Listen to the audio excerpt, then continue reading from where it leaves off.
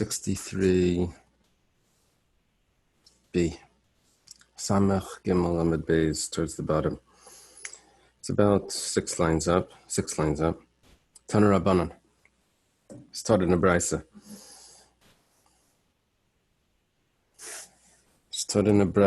That arig, woven material, kolshu, even if it's very small, it's tameh. It can be susceptible to tumah. Normally, a cloth should be 3 fingers by 3 fingers to be susceptible to tumah. But if it has some usage, a different sort of cloth that's used for some purpose, then even if it's smaller than that, it will be tameh. Betachshit kolshu tameh. And also a piece of jewelry. Also, even though it's very small, it will be tameh, because that's the way it's used. Orig v'tachshit kol sheim tameh. Let's say you have something that has 2 components to it. Part of it is woven, it's a cloth, and part of it is jewelry. Now, each one independently would not be significant enough to say that this is actually an item that could be susceptible to tumah. And when they're joined together, they do become an item that some sort of, it does have a usage. So then that combination will still be tameh, that susceptible to tameh. Meisif sak al beged shetameh mishum arig.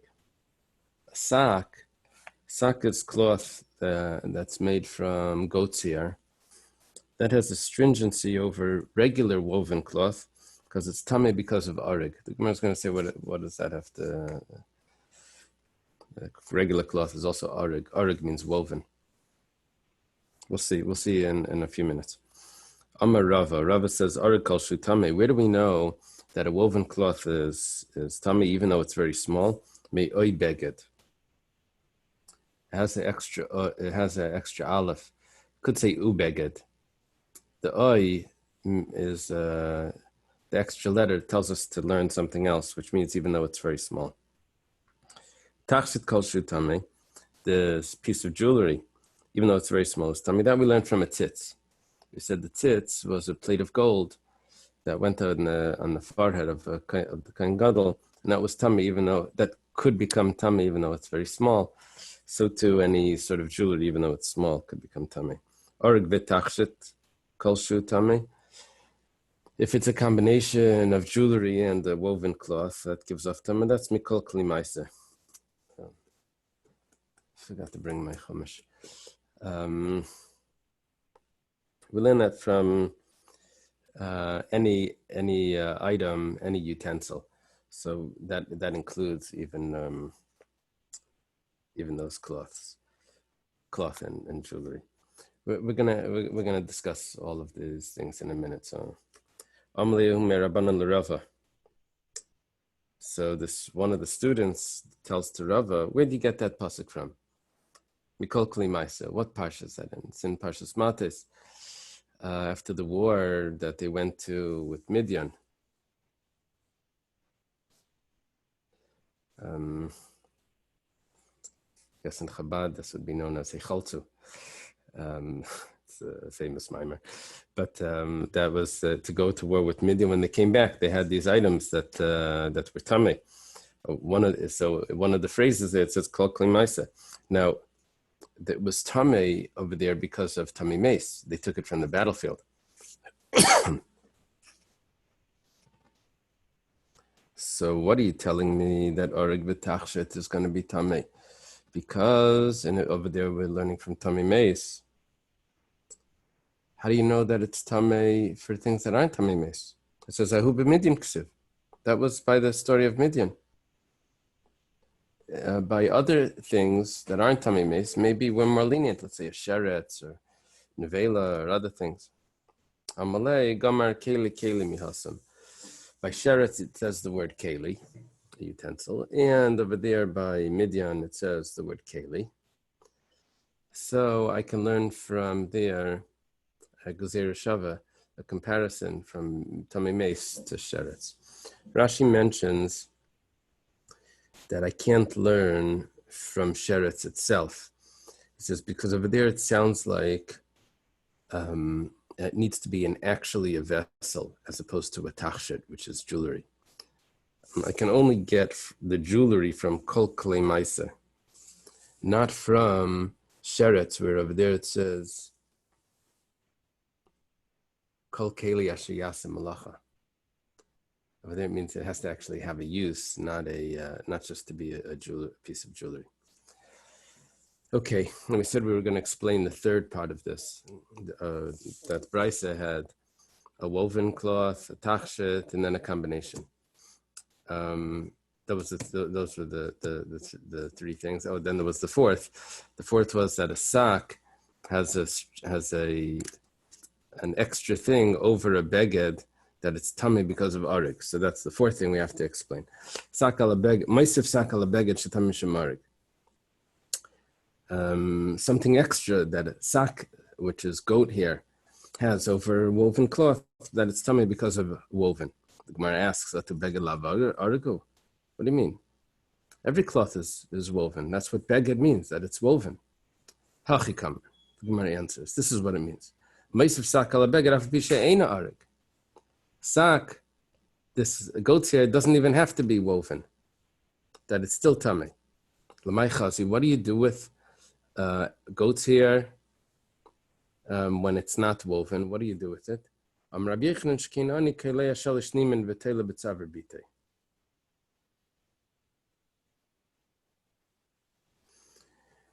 So there, you see, cloth needs to be, the fibers need to be spun into thread, and then the thread is woven, and then it becomes a cloth.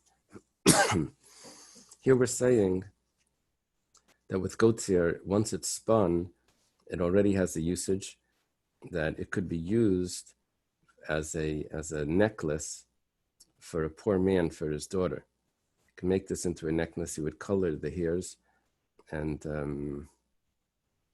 use it as a necklace, sort of like maybe like those bracelets that the girls make. They take like little pieces of yarn, and with colored yarn, they put it together. So this, it's not actually woven. It's spun, but it's not woven. And then it's just like braided. It's a braided necklace. And that's already going to be tamei, even though it's not woven. And that's because it's sak. Taner Rabbanan. Starting in a brisa. We have a nice long brisa here. This brisa is a teres kainim in Parsha Shmini. And teres kainim is the medrash on Vayikra, the halachic medrash on Vayikra. Now, what's happening is we have garments that become tamei. So in different psukim, I think we have three sources maybe. We have by the Sheretz in Parsha Shmini. Over there it talks about the garments. We have by Mitzvah there's also. But then we have again by Midyan. It talks about garments that become tamei. There's another place where it talks about garments. In the end of Mitzvah, I think it talks about Shechazera or Nida or Zava. Okay, so there's different sources. Now each one doesn't have exactly the same wording. So we were trying to learn the different types of garments, what garments will become tamei and not. It says like this, Taner Rabbanan. It says over there, sak. This is in Parsha Shmini. It's tamei from a sheretz. Ein li ela sak. I only know that sak would become tamei. Now sak is this hair that's made from goat, this goat hair. And possibly it could be used. It's not so common to wear, but shepherds would use this sort of clothing. How do you know that you can also include kilkali and chavik? Kilkali it's a blanket for a horse. It was probably tied closer to the neck. And chavik is a saddle band that's also it's tied underneath the stomach. Both of those are made out of are made out of horsehair. Now, it's not worn by a human; it's worn for an animal. So, how do you know that those things will also become tummy? Talmud Lemer oy sak. The oy is extra. So we have sak, but could become tummy. That would be a garment for a shepherd, and we also have for the horse or animals this sort of cloth that goes over the animal. I looked up kilkali because the Steinsaltz said that it comes from an area, Cilicia, which is a section of Turkey. I did a search, so it told me Cilicia is a section of Turkey. It's a type of garment made from horsehair, which apparently was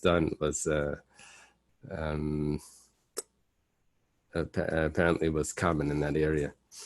So, and then of course the old languages didn't have the soft C. Everything was K, like Cicero instead of Cicero or Kaiser or whatever. So Kilkali would be that Cilicia. Okeanos is ocean. There's a place in Israel called Kilia, no? There is a place? In Israel, yeah. Uh-huh. Where is it? Where in Israel is it? I don't know. Uh-huh. It's near Kfar Saba, 5 minutes away. Where is that? That's just north of Tel Aviv. Okay. Maybe I should also include these types of ropes. The ropes are spun into rope, but they're not pressed or woven into cloth. So these ropes could be used to measure a distance or something. Maybe I should include those as well. Talmud Lemer sak. It says sak. Masak tavi v'arig. A sak is spun and it's woven. Afkal tavi v'arig. It has to be spun and woven. Those ropes are not woven. It says by Tumas Meis. V'chol kliar v'chol ma'aseisim tischato. Any leather, kliar. Anything that's made from hide. Anything that's made from goat hair and it needs to be cleansed. That's including this kilkali, as we said before, which is the blanket for the horse, and chavik, which is the saddle band. Maybe you should also include the types of ropes. And it should be logical as well to include them.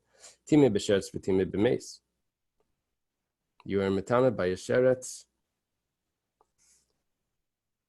and you're also metame by a mace. It means you said something is tame by the tumah of sheretz, which that's what we did in Parshas Shmini. And then you come to Midyan and you say what's tame over there with tumas mace. Makish time b'sheretz like time yala tavi va'arig. Just like by the sheretz, it needs to be spun and woven.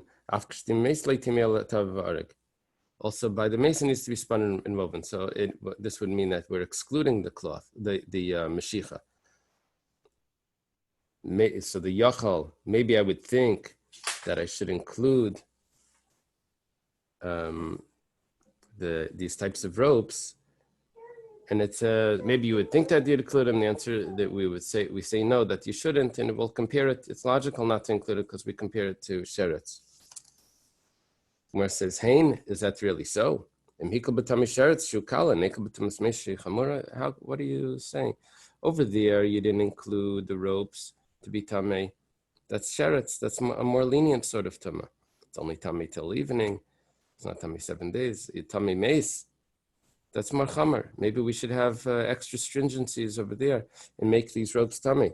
Talmud Leimar beged v'ar l'gzer shav. It says a garment in leather, and it's by sheretz. It says beged va'ar by Midian, Tami Meis, and that's an analogy. We compare them together. Nemer beged va'ar b'sheretz, v'nemer beged va'ar b'meis. Ma beged va'ar b'sheretz, leitim elatav v'ari.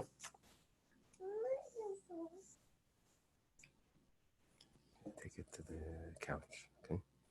Don't put anything loud. Just like by the sheretz, it has to be spun and woven. Also by the Tumas Meis, by Midian, it needs to be spun and also woven. The Gemara asks, Ma beged va'aram meis tami kol maisizim. Well, it takes it back. That just like beged va'ar, that's we said by Midian. You said kol maisizim. That's in the pasuk. V'chol kliyar v'chol maisizim. It actually says anything that's made from goat here. So af beged va'aram b'sheretz tami kol maisizim.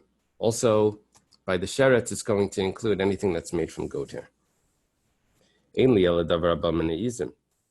That would only tell me these types of materials that are made from goat hair. Minayin l'rabis davar haba miznava sus miznava para. How do we know that clothing that's made from horsetail or from the tail of a cow,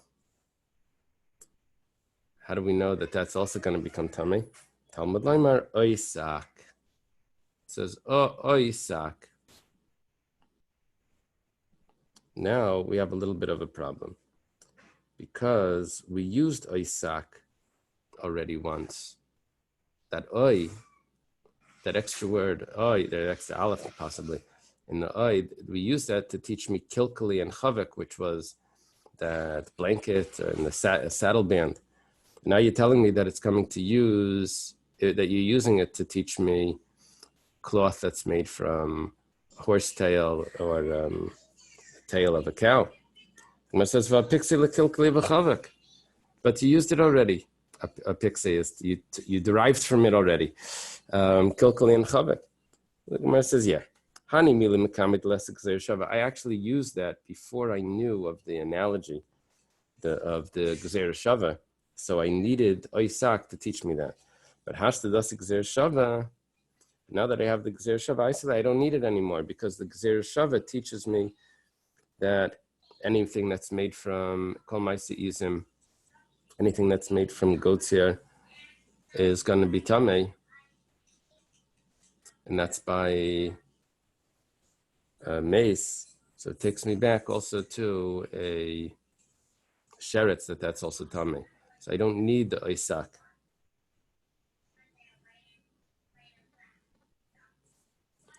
Here, just 1 second. Levi. Can you ask him to turn it quieter?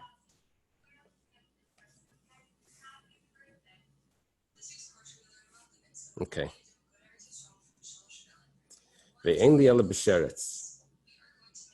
So far, the Isak that I'm using now to teach me the horse tail and that material, and also Znava Para, I only know that by Sheretz. It says Isak by Sheretz, by Pasha Shemini. But to Masmeis Minayin, how do I know that I take it the other way back to Tami Meis? That should also be Tami. In other words, regular Maisiism, regular material that's made from goats that I learned from Tami Meis with Gzer Shava back to Sheretz. But the horse tail here and the cow that I'm learning from Sheretz over there that I don't have a Gzer Shava, how am I learning that? So it says Vidinu, it's logical. Time b'meis v'time b'sheretz. We made things that were by Tami Meis and things that were Tami by a Sheretz. Ma'kash v'time b'sheretz. Just like by the sheretz. Also, davar haba miznava sus, miznava para k'maisizim. You said that the halacha is the same between if it's made from goat's hair, the same as if it's made from horsetail or from the tail of a cow. We'll say if it's the same over there by the sheretz, it's also the same by the Tami Meis. Umar says, hey, that's what you're going to do? you're going to say that because it's the same by the sheretz, it should also be the same by the Tamei Meis. Over there, I have a lot of halachas that are Tumas Erev. So like we switch out of Tumas Sheretz, and we're now calling it Tumas Erev. What we're saying is, by Tumas Erev means that it's only Tummy one day. I have all of these options for things that could become tummy like that. I have so many categories. I have Shechva Zera and Azav and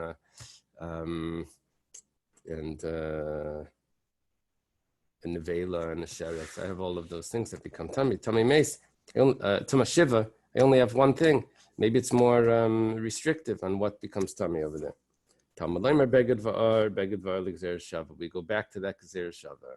It says Nemer Beged Va'ar B'Sheretz V'Nemer Beged Va'ar B'Meis. It says a garment and leather by Sheretz and Parsha Shmini, and it says garment and leather by Midyan by Tamei Meis. Ma Beged Va'ar B'Sheretz Asedavar Abba Miznava Park Maisi Isim. Just like by the Sheretz, we said that it's the same if it's made out of goat hair, or if it's made out of horse tail hair, or from a cow, af beged v'ar b'meis. The same thing, that the garment and the leather, that it says by Midyan, by the meis, it's going to have the same status.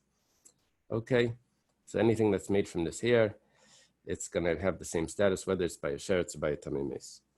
Gemara says that where we're learning all of this from is based on Gzer Shava. Now, one of the rules of Gzer Shava is that you can only make those Gzer Shava basically is a binyanav. A binyanav is also called a mamatzino. Binyanav is if I find a precedent for this, then it should apply to everything else. It's just, well, you see it over there, so that applies to everything. It's just logic. We don't know anything different, so that's what we know. It's the binyanav. When you have a Gzer Shava, so that's supposed to make this comparison. It's like concretizes that comparison. We find it in one place, you find it in another place, and I have a word that's the same, so that makes it strong. And the problem is that if there's any reason to say that they're different, I can ask that question, and it will ruin the Gzer Shava. If the Gzer Shava, if the words aren't extra. If the words are extra, then even if you have questions, the Gzer Shava is still in place. So which words needs to be extra? You need a word by, let's say over here, Sheretz and Tamei Meis. So there's two opinions. One is one needs to be extra, one says that they need to both be extra in both places. So it says a mufna. By this Gzer Shava, it has to be that the word is extra. Ilav mufna, as if it wasn't open or extra, it means an extra word. Ikla mifrach, I have a strong question. There's a stringency in sheretz. And that stringency may be the factor which causes that zanav asus and the tail of the horse, that stringency causes that extra stringency as well. In other words, there's a common, there's the fact, not a common, there's a factor, a unique factor by the sheretz that makes those stringencies. And that would be that question. What is the unique factor? That is that the tumah of a sheretz could come, even if the sheretz is so small, that's the size of a dasha, which is a lentil, a bean. Gemara says le'i afnoi. Le'i. Le'i is, Rashi translates as be'emes. Le'i, la'ai maybe. In truth, afnoi mufne, it is extra, the word is extra. And so therefore we can still use the Gzer Shava. What is mechti? Sheretz iskas l'shechva zera. I have the halachas of shechva zera as well, which is a mission from a man. Now, that gives off tumah. And what does it say over there? So far I'm dealing only with two parshias of garments that become tummy, sheretz and tummy mace. Now we threw in a third parsha, and we're going to say that the third parsha could have taught me everything that you need to know. And so therefore, the psukim by sheretz are going to be open to learn that extra halachas of these types of materials. It says, it says that a man that has this emission, and next to it, it says a man that touches a sheretz. What does it say regarding the emission? It says already beged va'ar, a garment in leather. So beged va'ar the kasav rachmana b'sheretz lamali. So why do I need beged va'ar by sheretz? Shema mina lafnei, it must be that it's extra. Aha, it's extra. Beged va'ar is extra by sheretz. Then the beged va'ar by sheretz could be used as a gzeir shava to beged va'ar by tamei meis, and I can learn my seizim. And once I have the my seizim, I learn also the horse, the tail from the horse. The Gemara says vakati mufna mitzad echad. That's only open on one side. It's only extra for the sheretz, the beged va'ar. That's only according to one opinion. So that works according to the opinion that holds that if it's open on one side, I can already learn and I can't ask any questions on that. But according to the other opinion that holds that they both psukim of this gzeir shava need to be extra. So over here I only have one extra. So what are you going to say? The Gemara says the meis nami afnui mufna. It's not true. Both of them are extra anyway. Even by Midian, it's also extra. Why? Michti.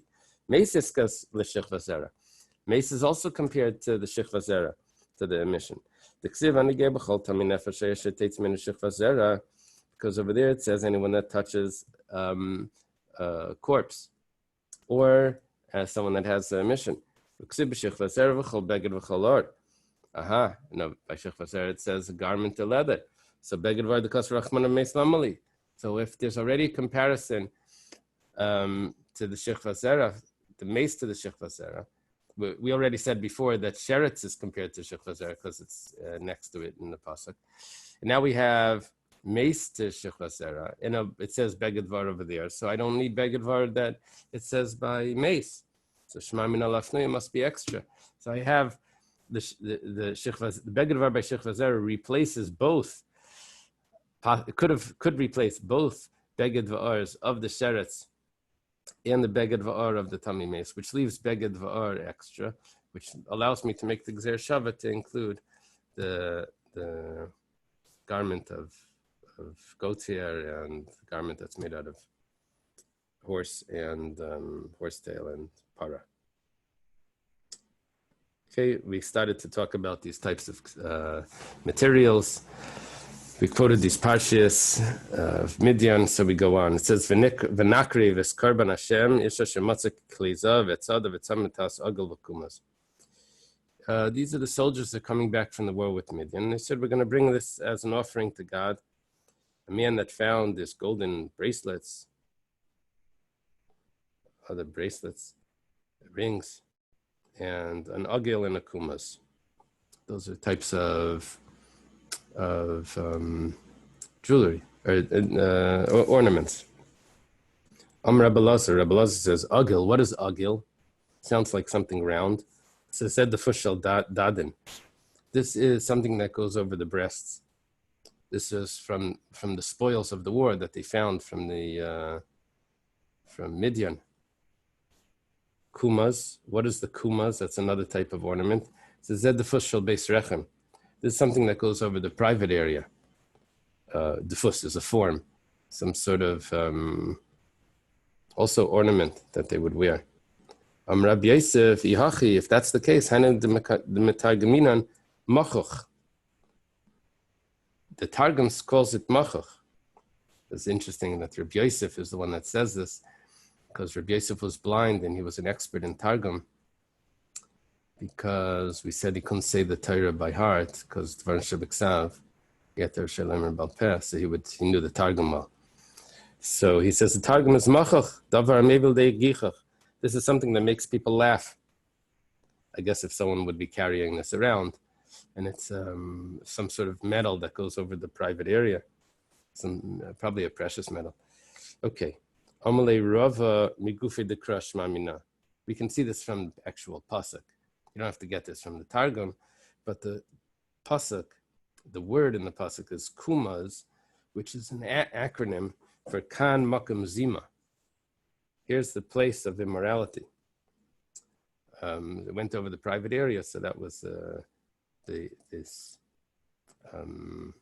condensed version of that phrase was kumas. But Yiksif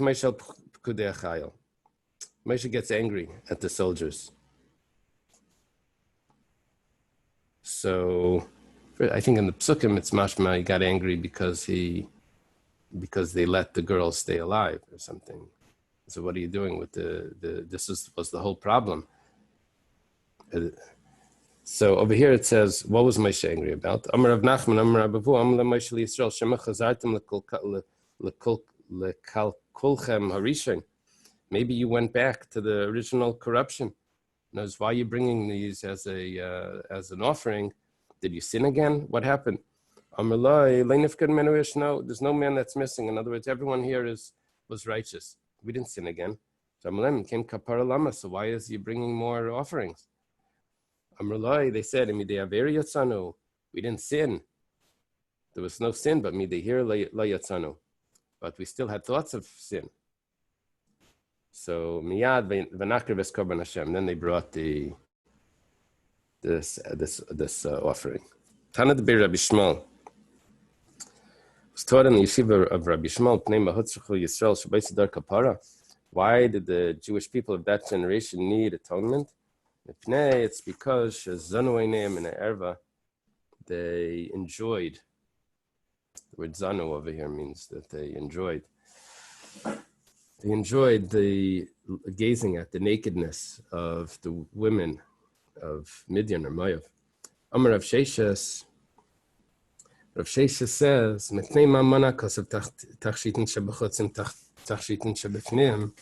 why are the outer types of jewelry, exposed types of jewelry, counted, the bracelets and whatever, counted together with the jewelry that's in the private areas? It's coming to teach you that they're the same thing. That so one looks at even at the pinky, which is an exposed area of a woman, he gazes lustfully at even the pinky. It's as if he's looking at her private areas. It's the same prohibition. Okay. Now we have a Mishnah. This Mishnah sort of compares us back to the Mishnah that before, what a woman is allowed to go out with. He said, Lo yetze, a man can't go out with this and with that. That was about a man can't go out with the weapons. The woman, we said she shouldn't go out with this type of needle, these types of perfumes. Okay, now we say, the woman is allowed to go out with strands of hair that are tied into her hair. She uses it to braid her hair. Whether it's hair from her own head, or whether it's hair that she got from a friend. Whether even if it's animal hair, she can use this to braid into her hair. Teitefes, we said, was some sort of headband. Sarvitin was also something that was tied under the chin. If they're attached to her headpiece, attached to her head covering, then it's allowed. We said that it wasn't allowed before because it wasn't attached and she could remove it. Over here, if it's attached to her headpiece, she's not going to remove it. She wouldn't be ashamed to walk out with her head uncovered, her hair uncovered. She's allowed to wear a kvul, which is also a head covering, and a pei nachris is a wig, into the courtyard. sounds like only into the courtyard.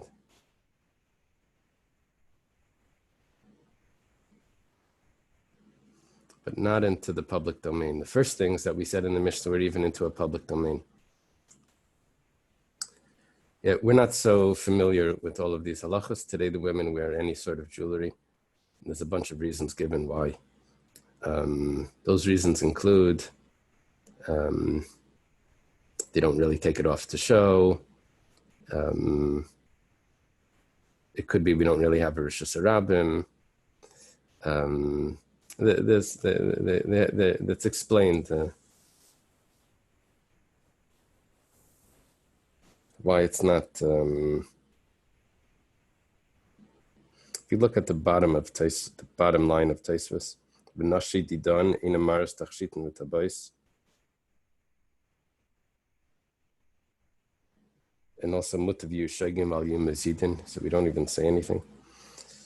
That's the bottom line of Taisvus on the page in the banner. Okay. Basically, this Gemara is not going to be the halacha exactly. So the Daf Yomi is in general not the halacha share, but this specifically doesn't play out all the way into practical. This would be a cloth in her ear to gather the moisture, wax maybe. This is a cloth, a pad, a piece of material that goes into her shoe. The Gemara is going to explain what its purpose is. This is a type of pad that was used for her menstruation, for her nida. Bepilpul, with pepper, ubegalgel melach, or maybe garger melach, or a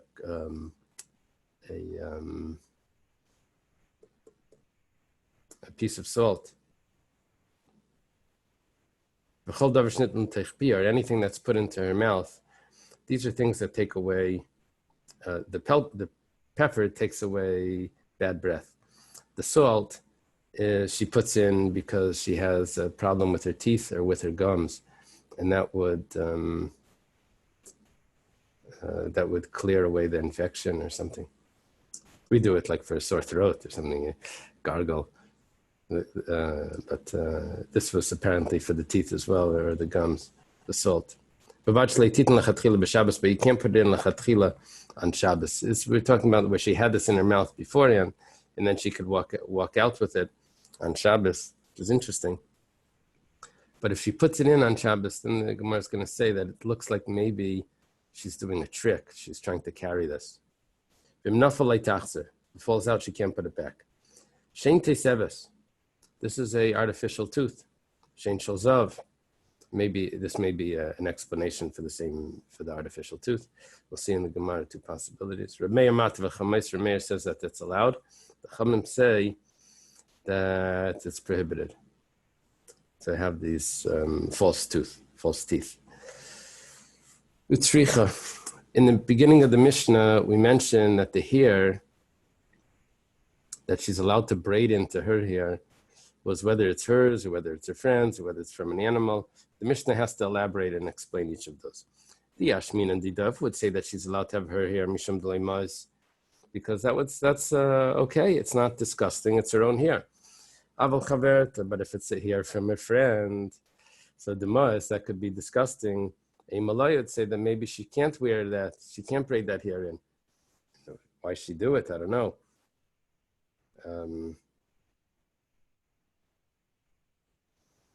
I guess the concern is that if it's not her own, the colors of her own hair, if it's not the exact shade of her own hair, if it's totally a different color, we're going to see in a minute that that's not acceptable. But maybe because of the disgust, maybe she may pull it out or something and carry it. Biyashmin the chavert, if you would say that a friend's hair is also acceptable. The basminahu, because it's similar. People won't recognize that it's a different type of hair. Aval the behema the lav barminahu, but by an animal would say it's different. A malay would say that she can't wear it out on Shabbos. Let's shricha, we elaborate on that to say all of those. The question is always, why doesn't it just say the last one? But, okay. Tana. In the Brisa, Bavachli takes a Yalda B'Shel Zakena v'Zakena B'Shel Yalda. As long as a young girl doesn't go out with hair from an older woman, and an older woman doesn't go out with hair from a young girl, that would mean to take white hair to braid it in the black, or to take black hair and braid it in the white hair. Gemara says, Bishleim is Zakena B'Shel Yalda Shvachula. We can understand an older woman taking a young girl's hair to braid it in. That's looks nice if it's darker. Yalda b'shel zakena, amai. Why would she even do that? Kenayula. It doesn't look better to have white hair. So I did tana zakena b'shel yalda, tanami yalda b'shel zakena. We were just finishing off the phrase, whether this or that. So we said both ways, even though it's not probable that she would do that.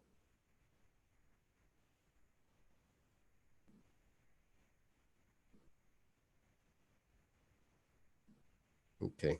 The reason why this is an issue is because this is more extreme and she may actually remove it.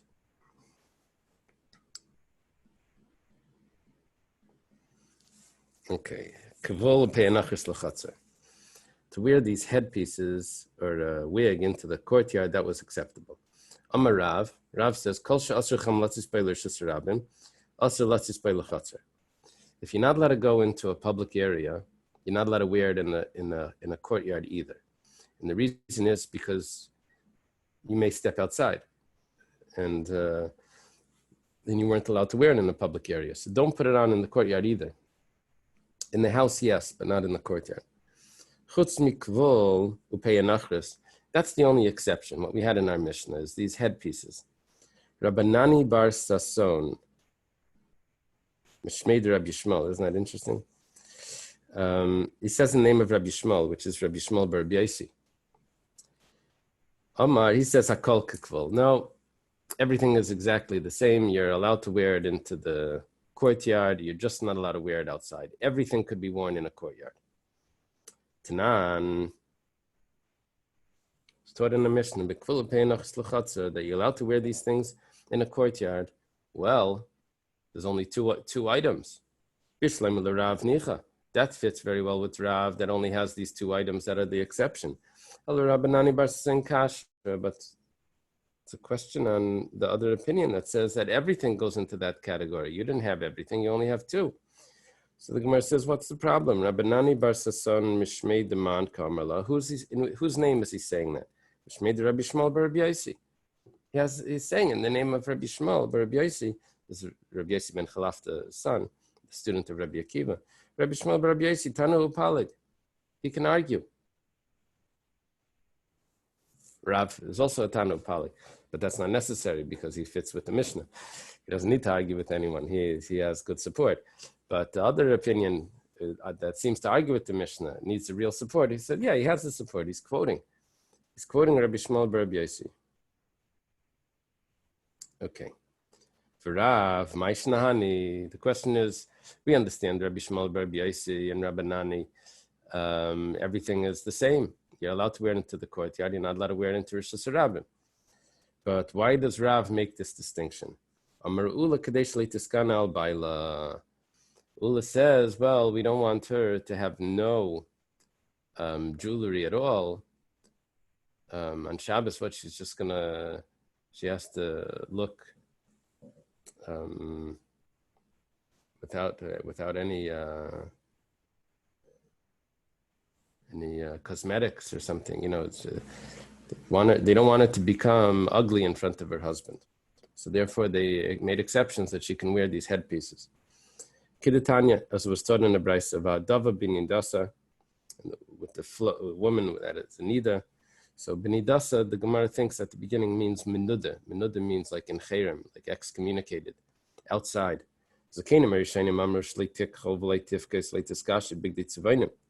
Originally, the elders thought that verse meant she's not allowed to put on any eye makeup, or I think tifkas is any face makeup. what's it called? Blush. Can't put on any jewelry. She can't wear any colored clothing until Achabar Rebbe Kiva Valimid, Rebbe Kiva taught, Megana al Baila, Nimtza Baila Megasha. But then during that time that she's in Nida, the husband's going to be disgusted with her. He's going to divorce her during that time. So Ella Matam Alema Va'adava Benidasa. So what does it mean? Va'adava Benidasa. Nidasa sounds like she's not allowed to do any of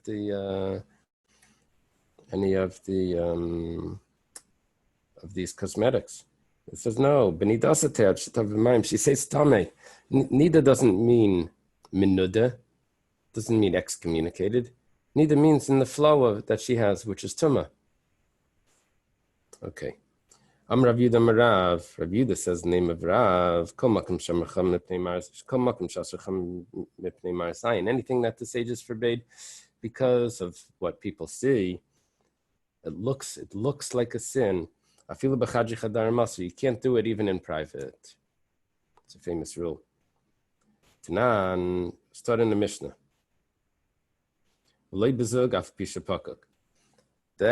the animal can't go out with a bell, even if the bell is stuffed up and it's not ringing. That you're allowed to put a bell and let it go into the courtyard. 1 second. If there's a problem of taking it out into the public because of Marasayan, we said, it looks like it's going to the marketplace. So then you shouldn't even allow it to wear this bell even in the courtyard. Umar says Tanaihi. So Machlekes Tanaim. The Tanya was taught in a Brayser on top of Samachay. This is today's daf. What happens is if a person's clothing gets wet, so because of the rain, so he's allowed to spread it out in the sun, but he's not supposed to put it in public. Rabbi Elazar, Rabbi Shimon, Rabbi Elazar, Rabbi Shimon say that he can't put it out at all. He can't hang it up to dry at all. Now, he didn't wash it, but when you hang up clothing on the clothesline, it looks like you washed it, especially when it's dripping. Now, this person's clothing was dripping because of the rain. So Rabbi Elazar and Rabbi Shimon hold, it's Rabbi Elazar and Rabbi Shimon hold that it's asur because afilu b'chadji chadarim. Even in private, it's asur because of marasayin, even though no one's watching. And the first opinion says that it's allowed. Chadji chadarim is mutter. I understand, Naftali. In Yeridea, the poskim say that there's a difference if the marasayin is based on a deraiser and the rabbanan. If you say feel b'chadji chadar. Sorry, it doesn't make sense because everyone knew it was raining. Oh, yeah. Unless he came from a different city. I don't know. Yeah, Rashi says, Nisha Kelev Baderech b'Megashamim. It was on the road. It rained around the corner. That's why they send the check if it's raining around the corner.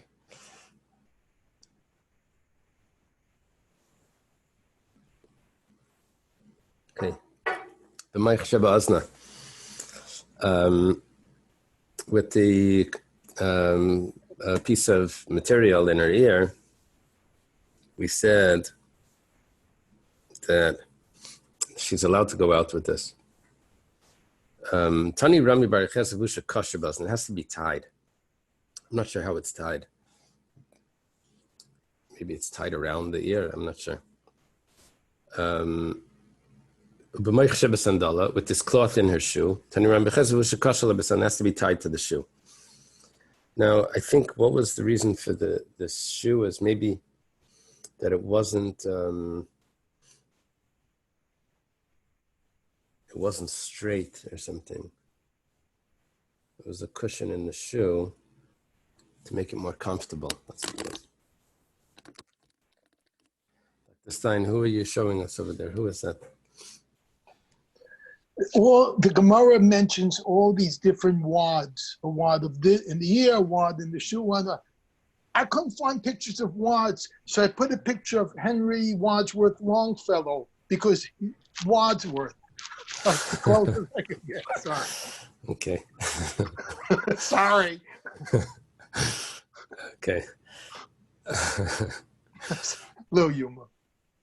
So here's the wad, the piece of material that goes into the shoe. Has to be tied. So what about this pad that she uses for her nida? It has to be tied between her thighs. Not sure how it would be tied, but somehow it has to be tied in. That's not an issue. It doesn't need to be tied. She's not going to take it out. It's disgusting. She's not going to take it out in a public area. Let's say it has a handle on it. That means that maybe she'll hold it by the handle and it won't be as disgusting. I thought the issue of disgusting would be that she doesn't want to show it to anyone. It sounds like she doesn't want to touch it. So, Amalei Mutter, he says over there, it's still allowed. It's still allowed. Maybe that's the reason. It's still disgusting even with the handle. It's my, said someone, they kill a cockroach or something. So they didn't actually touch it, but they still go to wash their hands. So somehow like the fumes of so it's still disgusting. So it's Manami, Amar Rav Nachman bar Reishi, Amar Rabbi Yochanan, Asla beis yad mutter. He said even if there's a handle, it's permissible. Rabbi Yochanan nafik behu, l'bei midrasha. This is a totally separate topic. Rabbi Yochanan went out with a wad in his ear.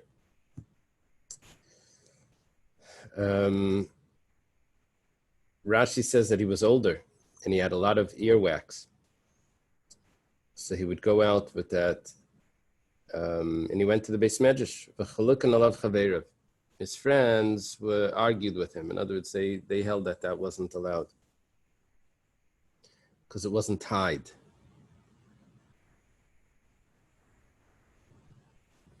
Rabbi Yanai nafik bu lekarmelis.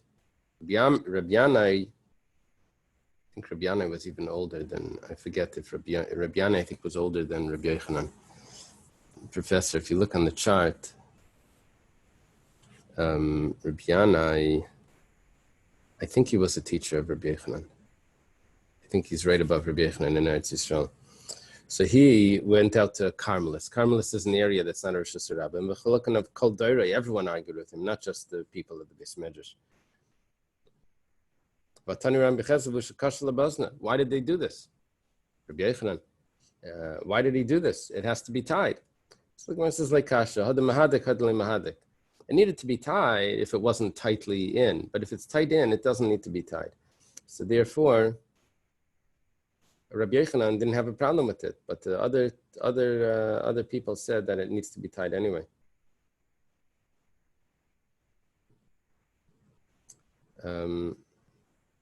Rashi quotes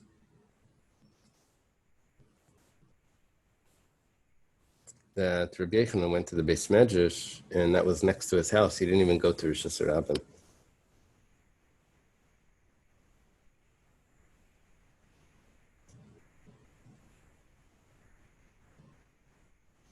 Then the pshat would be, so 1 second, if it was actually tied, so then maybe Rabbi Yochanan was tied.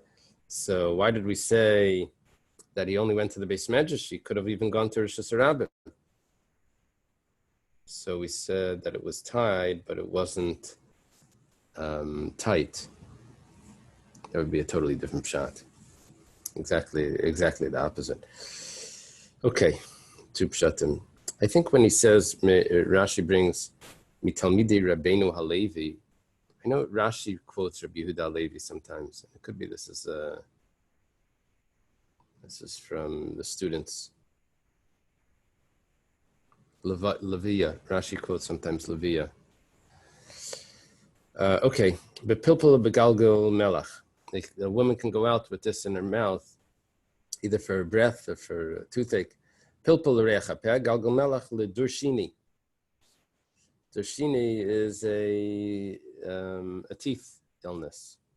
So the Goinim say that it's in the gums. The salt. The salt is for the teeth or the gums, and the pepper is for the breath. And anything that she puts into her mouth, which would be, I guess, also for her breath, while it's still day, Zangvila inami dartsuna. This could be either ginger, Zangvil is ginger, ingber, and jinziru, Rashi says. And dartsuna, Rashi says, is cinnamon, just cinnamon.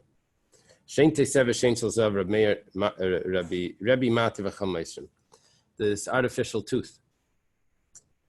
Rebbe says that it's mutter, and the Chachamim say that it's aser. Amar Reb Zeir leishanu al shel zav. Reb Zeir says that you have to read this all together. Shein teseves shein shel zav, which is the shein shel zav, that's a machlekes. Aval b'shel kesef divrakal mutter. But if it would be a silver one that would blend in better, everyone holds that that's mutter. Tanya nami hachi.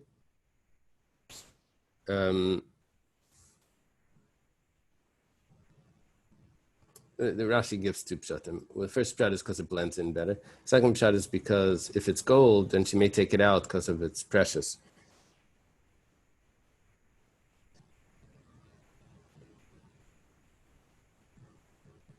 And she may carry it. Okay. If it's silver, then everyone holds that that's allowed. She's not going to take it out. And Shalzav, that's the machlekes Reb Meir Matav Chacham Meisrim.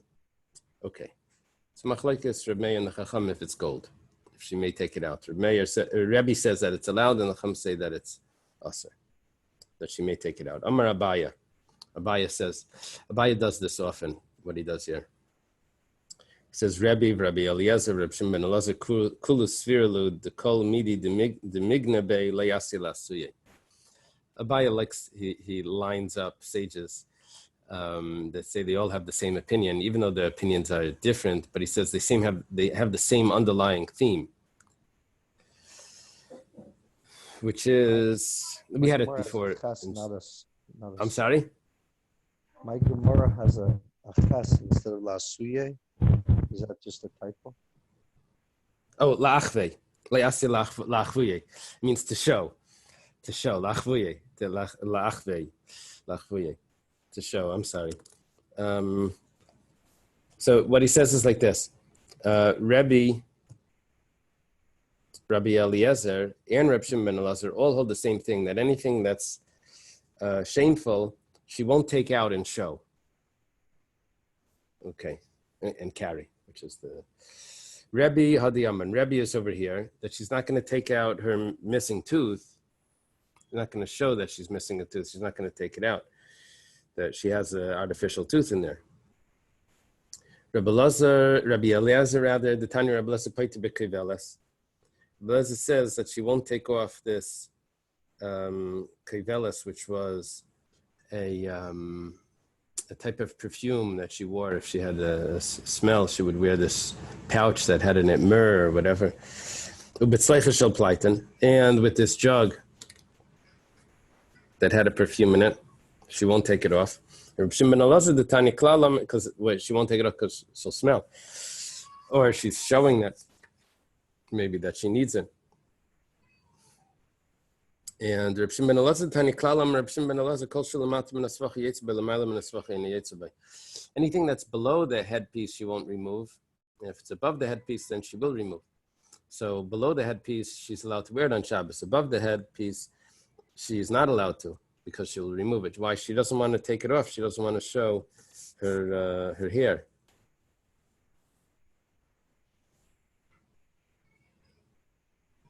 Okay. We have now a new Mishnah. Yoitze Besela Shalatzines. She's allowed to go out with a coin that's on a tzines, is a type of sore. The Gemara is going to explain on the foot. maybe like what could it be? Like a corn or something. I'm not sure how they translate it. Habanis ktanes yetzis bechutin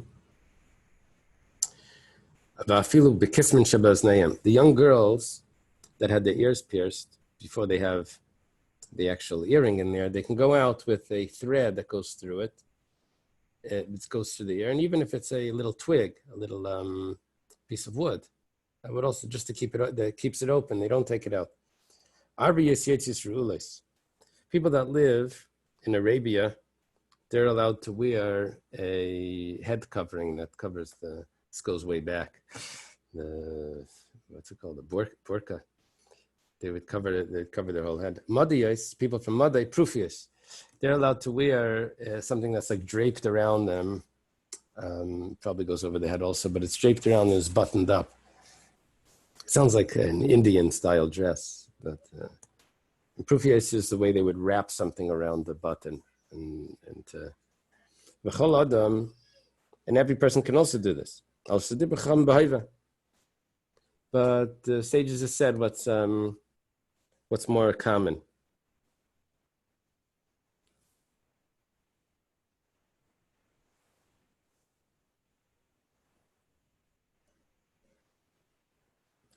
Now, you're allowed to wrap your clothing around a stone and a nut or a coin, as long as you don't do it lechatchila on Shabbos, the first time.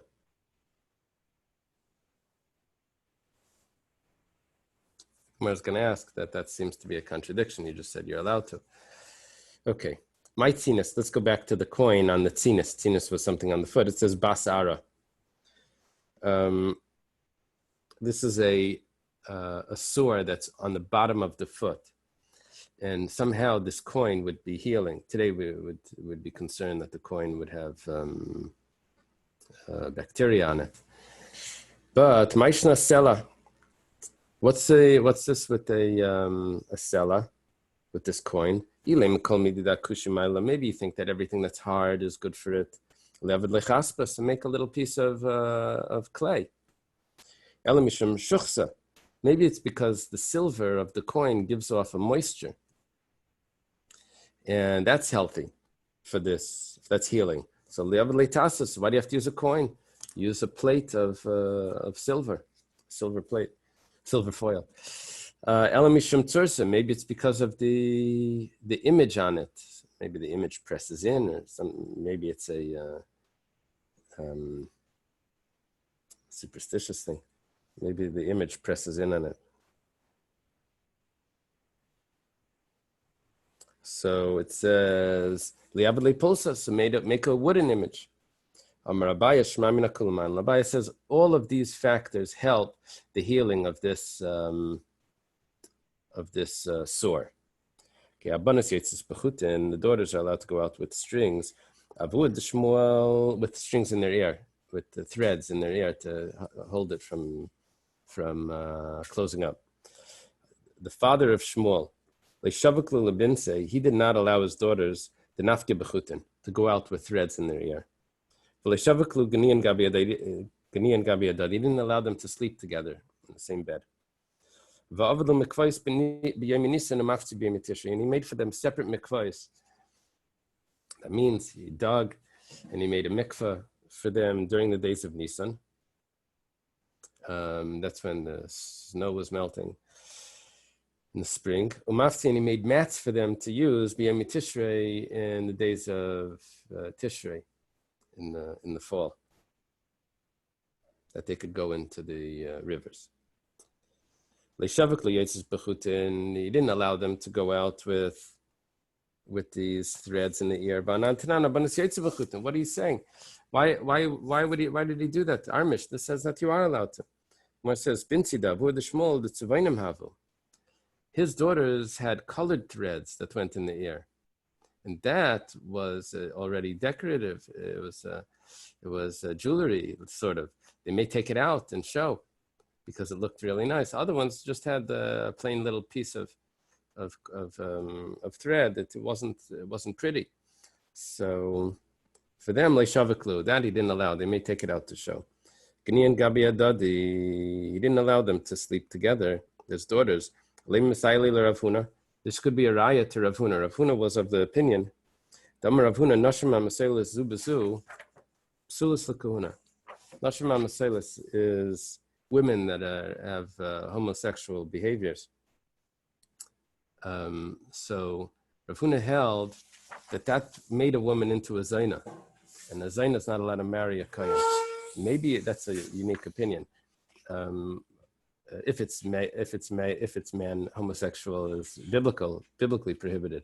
If it's women, it's definitely not biblically prohibited. And the question is, what is it? Is there a real prohibition there? So, but Rav Huna held that there was. So,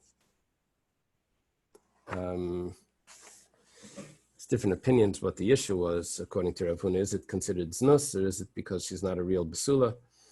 And it would be an issue of kohen gadol rather than a regular kohen. No, it would be just for a kohen gadol. It was this that she wasn't a basula. No, and that's the issue. Is this the opinion of Avua de Shmuel as well? The Gemara says, "Loi sav loi, sav ki echad de lilfen gufen achra." It wasn't a halachic decision that he had. This was a practical decision that he didn't want them to become accustomed to laying with another body, and because that's going to end up that they're going to be will continue on to being with men, which he didn't want that. Okay.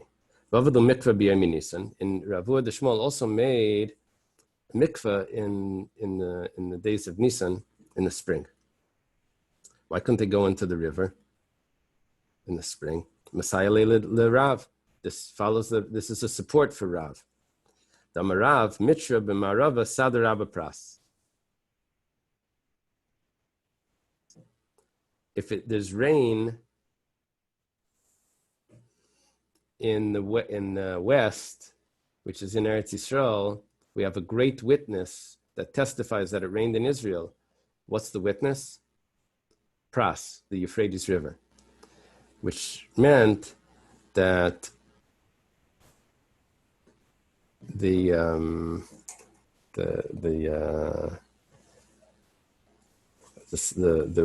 river swelling would be a sign that it was coming from the rain. You see, here's the issue.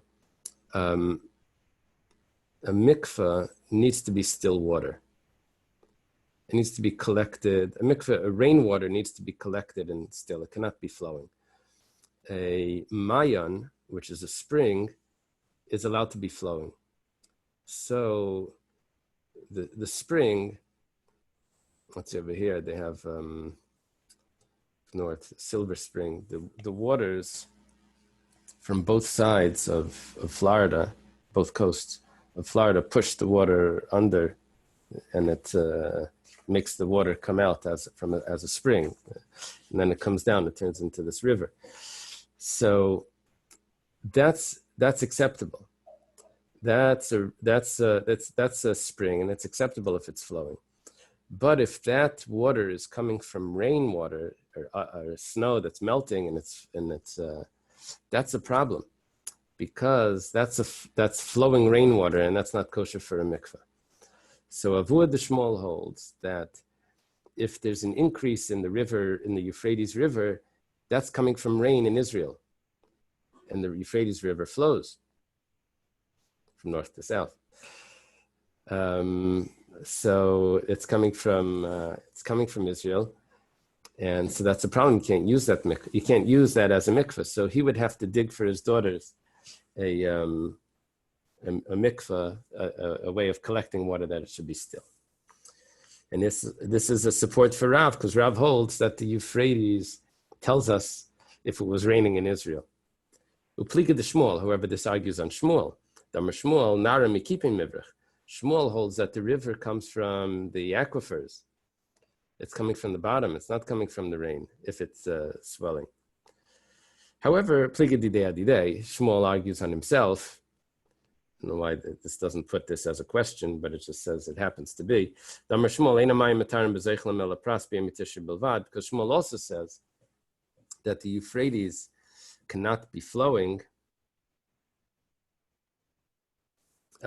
Water cannot be flowing and be used as a mikvah unless it's the Euphrates during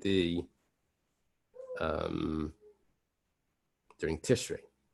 And Tishrei is after the summer where there's clearly no rain, and then it is acceptable. So it sounds like Shmuel holds that you can't use the Euphrates in Nisan after the winter season, because then the reason why there's all that water there is because of the rain.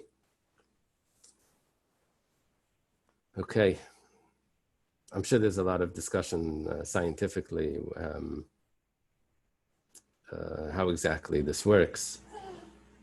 They're probably both, because the water seeps in from the sides and pushes in as well as falling directly on top. Okay, the next piece is Prerefes 11. She's allowed to go out with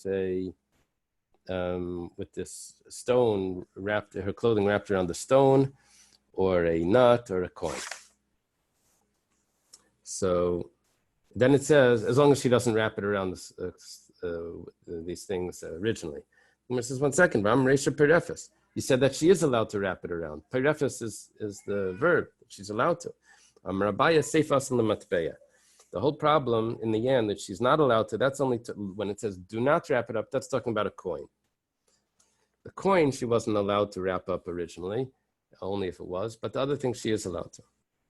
Baya has a question. Isha mao shetarim b'tifris alaegas lights livna katan b'Shabbos.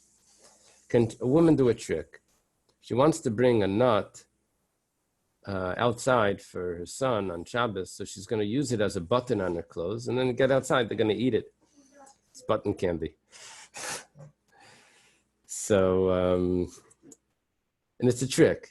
It's a trick. She's wrapping it up as if this is needed as a button, which I guess she could use it as a button, and then afterwards they're going to eat it. So she says Abaya says, Tiboy lamandam marimin, Tiboy lamandam marimin. There's a discussion later on in the Masechta about if there's a fire and you're saving things, you're not really supposed to save things on Shabbos except for the meals or Sifrei Torah. Otherwise, we're concerned that you may actually take water and put out the fire. We're not talking about there's no life in danger, just monetary loss. Are you allowed to go in and rescue things? So there's a question if you're allowed to put on more clothing than you need and just wear it. A trick. Yeah, I need an extra sweater and a jacket and a coat and a thing and a scarf and wear all of that stuff outside. So one opinion is marimin, you're allowed to do that trick. You just put it on quickly and run outside and take it off. And the other opinion holds that you're not allowed to do that. So Abaya's question, are you allowed to do this trick, is a question according to both opinions. It goes like this. Tiboy lamanda marimin bidleika. According to the question is according to the one that says that you're allowed to do the trick. Hasam over there, you're allowed to do it. If you don't allow him to do this trick, he may be so overwhelmed by his monetary loss that he may end up taking water and putting out the fire. But over here, there's no major concern other than maybe the baby's child is gonna cry a little bit, but that's not a major concern. She's not going to carry out a nut. So we don't do the marim. We don't have an extra concern that should allow for that trick. Maybe even according to the opinion that holds you're not allowed to do it over there.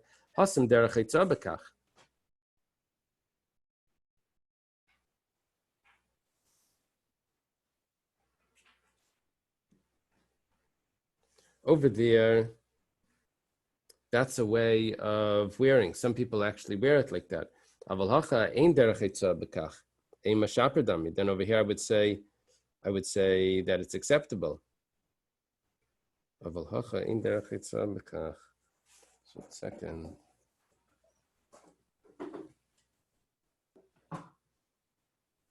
Over there by the dleika, it's usher.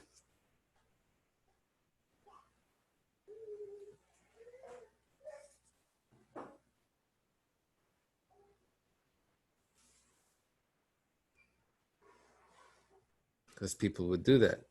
But over here, where it's not the way to do this, so maybe it should be mutter. The Gemara, it leaves it as a suffix, as a teku. Just the Gemara sounds like it's saying the opposite. What were the two opinions here? One opinion was if you're allowed to do this by a fire. The other opinion is you're not allowed to do this by a fire. So his question is, even according to the opinion that you're not allowed to do this by a fire, maybe that opinion only holds it over there that you're not allowed to do it. I'm not sure. Do you have any comment on that? Why am I not allowed to do it by the fire? Because derech hitzah bekach?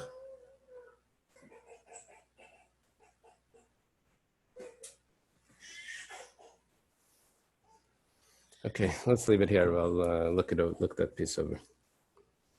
I'm got up to date. Yeah, that's what it says. It says that because it's derech hotzah, then it's not allowed. And since when it's not derech hotzah, derech hitzah means not a way of malbush. Derech hitzah means a way of carrying. Yeah, method of transport. So over there, it's derech hitzah of carrying. So then that's a problem because that's a normal way of carrying. But over here, this is not a way of carrying. And so therefore, maybe we would say that this should be mutter. Yeah, that's the pshat. But this is a way of malbush. Hitzah versus malbush. I was confusing hitzah and malbush. Okay. Yeshakayach.